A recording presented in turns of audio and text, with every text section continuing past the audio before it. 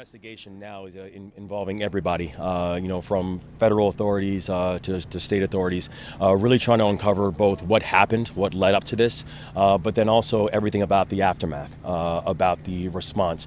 And so this is going to be a thorough investigation. It's going to be a long one, but we have to make sure that we get the answers that we're seeking in this. Governor, are those divers back in the water at this point? These divers have been back in the water for hours now. I can't stress enough the heroism of these folks. They are in frigid conditions.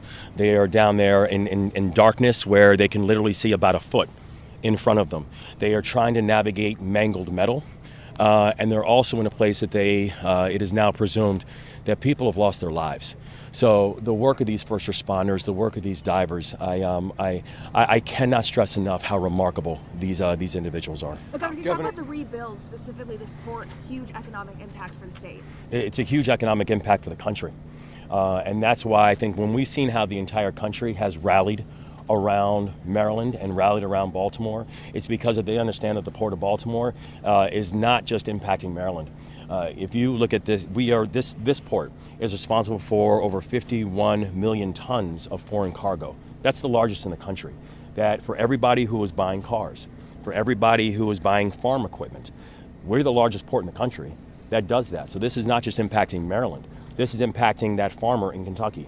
It's impacting that auto dealer in Michigan. And so it is imperative that we get this bridge rebuilt. It's imperative that we get the Port of Baltimore back up and going. And it's not just about how are we supporting Maryland. This is about how we're supporting the American economy. We had something similar in Pennsylvania last year in Philadelphia with the 95 bridge. Have you heard from Governor Shapiro, and who else have you heard from around the country offering any sort of help or words of encouragement? I've been overwhelmed by the amount of outreach that we've received from governors from around the country, both Democrat and Republican.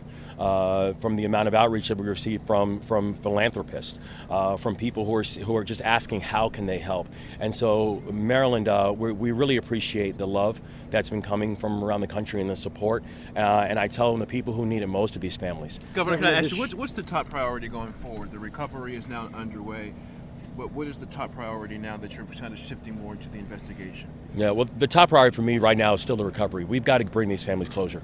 I promise these families that I would instruct every single asset that we have to focus on that search and rescue, air, land, and sea assets to focus on search and rescue. Now that we've transitioned to the recovery phase, my promise to them is this: I will devote every single resource to making sure that you receive closure, and that has to be important. Have you ruled out the possibility that there could be criminal charges for the shipping company or the individual who was driving that ship on Monday evening? It's still too early in the investigation to rule anything in or out, but we know that the investigation, wherever it leads, that we will follow wherever the investigation leads. Are you finding anything surprising? The ship has been in a collision before. Anything surprising about? Is there anything surprising so far about the investigation so far? For instance, like a pattern perhaps of accidents? No, I don't think there's anything surprising about the investigation thus far. And the investigation is still young, and so there's a lot that we still have to figure out. But the thing that we know is wherever the investigation leads, that we will follow, and we will make sure there's true accountability around it. Thank you. An emergency bill to make some funds available for families affected by the closure of the port. Any thoughts about that? Well, it's important to me to make sure that these workers are protected. And that these workers are supported. The same thing is about important to me to make sure that these families are supported in this time. We are going to be working with members of the General Assembly. We're going to be working with members of our federal delegation. But we have to ensure that we can both get our economy going and knowing that for these workers, and when we're talking about a port that is responsible for over 140,000 jobs indirectly, are impacted by the Port of Baltimore. And so we have to both make sure that our workers are supported and getting this economy moving again. Hey guys, thank you all so much. That's all the time we have right now.